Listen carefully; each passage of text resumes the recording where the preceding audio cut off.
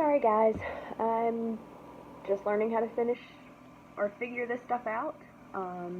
Realized that my computer would only do so long. Sorry I was long-winded, so I will finish up. Sorry I had to make a part two. But where I was at was talking about my prayer time and what my prayer time means to me and what it does for me. And like I said, I journal absolutely everything that I can with God. I love going back to look to see what He's answered, where I was at a certain time. And like I said, Friday I had a really bad day and I was struggling, and it wasn't something that I had ever experienced before. And I went back before bed and read the prayer that I wrote after my first ever panic attack. Something that I've heard about and something that people that I love struggle with that I just never really understood. And I don't wish it for anybody at all. And I hope that I am never the reason that causes another one for anyone else. But I was reading back over my prayer, and it was just so many questions. It wasn't, God, do this for me, or it was some of that, it was, I'm begging you to just help. But it was a lot of why, God? Why do I feel so strongly that this is what you're calling me to do? Why do I feel so strongly that you are asking me to still fight for my marriage when everything in this world says not to? And I just keep going back to God's not a God of this world. He knows so much better than we do, and He has so much more planned for us than we could ever imagine. One thing that I keep also going back to is something that my husband says a lot. He doesn't want to be put into a box, and I can look back over my prayers and see how they've changed. A lot of the times, us as wives, we pray for God to fix our husband. Fix him throwing his wet towel on the floor. It's annoying me. And we always pick out the things that we struggle with them on. But that's who makes them them. And I've noticed that a lot of my prayers have changed from that. And it's, God, speak to him. Make him into the man that you've designed him to be, and make him into the man that you're calling him to be. And God is not a God of boxes. He probably has so much in store for my husband that I couldn't even imagine. And my job as a wife is to help and to support, but my main job as a wife is to support my husband in his relationship with Christ. As his job as a husband, or any husband's job, is to support their wife, because the ultimate goal is the kingdom.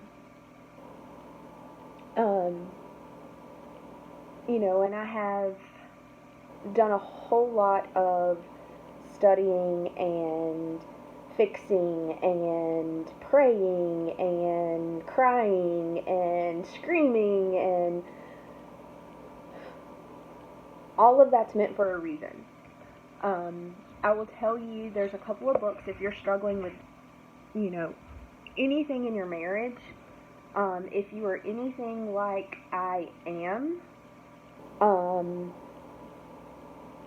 as in, sometimes I feel like I am a force to be reckoned with, and I would hate to be on the other side of that if I had to deal with me.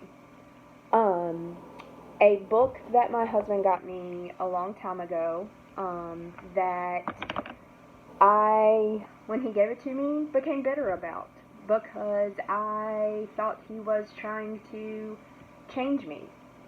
And, you know, he may have been. And that's not always a bad thing.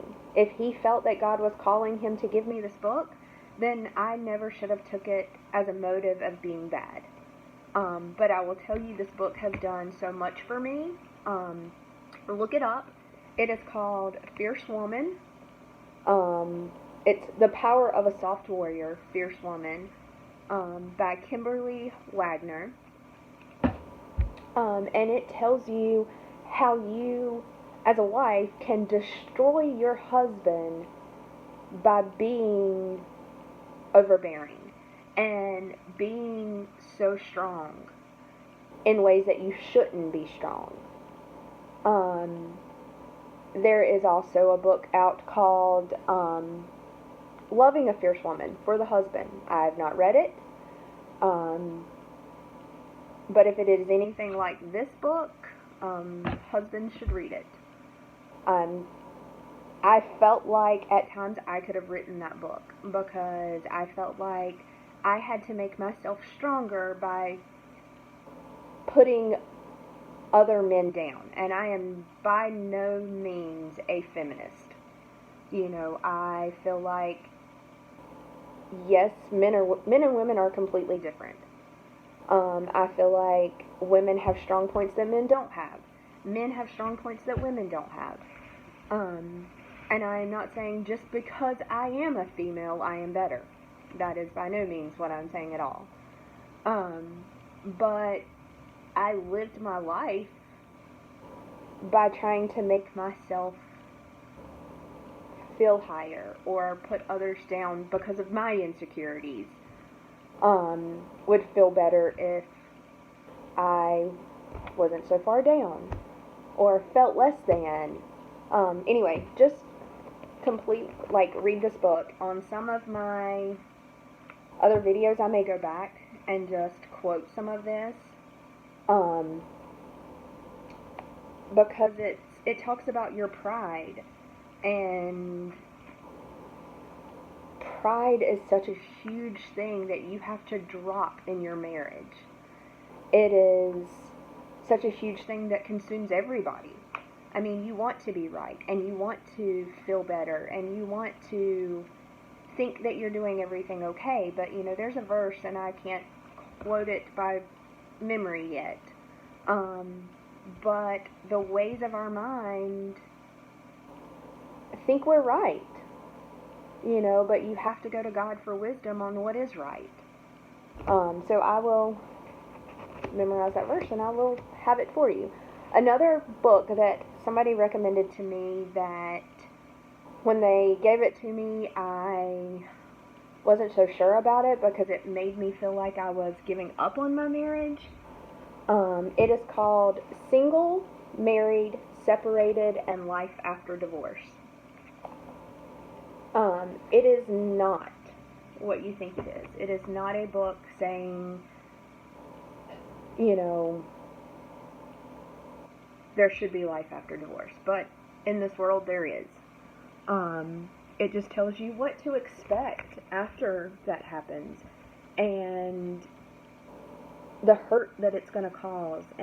But the big thing is, even if you're married, you still have to have a singleness. Adam was whole. Before God made Eve, Adam was whole. He was his own person, his own identity. He was complete. God made Eve as a companion. Yes, when you get married, you come together as one. But it's two whole individuals coming together as one. So you have to work on your singleness. You have to work on your individual personalities and your individual strengths and bring those to the marriage. If not, you're going to feed off of your spouse, and then you're going to deplete them if they were whole. So then you're going to have two unwhole people in a marriage, and that's not how it can work. So I have done a whole lot of time working on my singleness and working on who I am and what I can bring to a relationship. So like I said, 2 very good books to read. And I will end this one out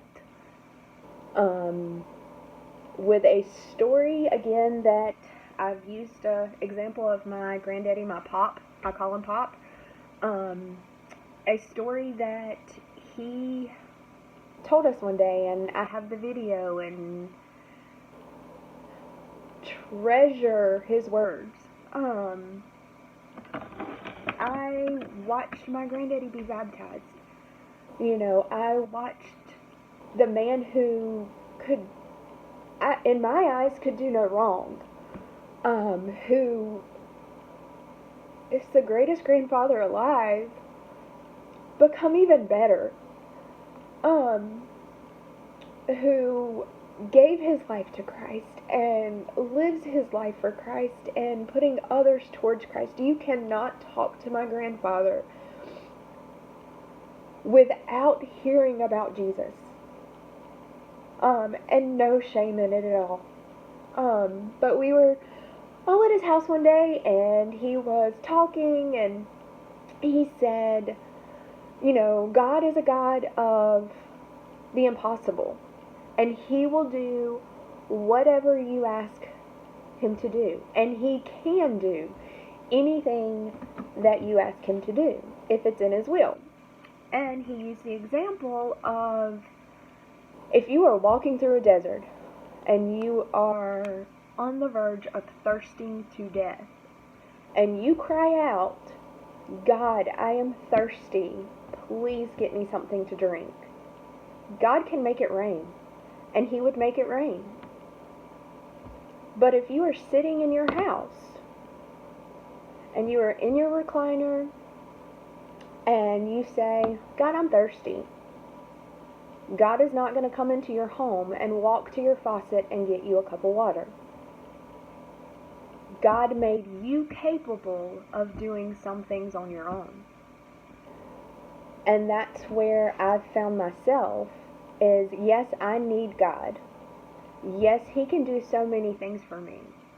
But he has also equipped me to be able to find the answers in his word, to reach out to counselors when I need them, to find the Christian friends that I need, to find the people in my life that will speak life into me, if it's something that I want to hear or something that I don't want to hear. People that will speak truth to me, that will tell me I'm wrong, that will tell me it's okay. He gave me that understanding to know, go out and do this. There are some things I can do. He will be there with me, but I can do them. You know, he's not going to go get me that cup of water because I can go get that cup of water. So I have to put in the work. I have to put in the hard work. I have to put in the study time. I have to put in the prayer time. I have to drop my pride. I have to pick up his cross, and I have to carry the cross of the burdens that I have, and work through those. And he also calls me to tell others. You know, he didn't give me all of this time that he has spent with me for me to hide it to myself. So that is the only purpose of this video, and the videos that may be coming, or the video before this, is because I feel like this is what God's calling me to do. I feel like this is what I'm supposed to do, as hard as it is, as dumb as I may feel doing this, the criticism I'm probably going to get from doing this, I just have to know that it's God. It is for Him. I'm giving it to Him. I have given it all to Him. I have given Him my relationships with, you know, the people around me. I have given Him my marriage. I have given Him my husband. I can't save my husband. My husband can't save me. That is Christ's job. I can support, and I can love, and I can make those choices. And that's what I'm going to do because that's what God's called me to do. I hope that I have been maybe a word that you've needed. Reach out to me if you need a good counselor. I can put you in touch with one. I can give you a lot of the Bible verses that I have had to go to. And also, if you've been there, just let me know that you made it through it. No matter which way, you as a person and as a wife, you made it through it. Thank you for taking the time to listen to this. And I pray that God uses this. I pray that God works, and I pray that God does the impossible, and He keeps changing this life. Thank you.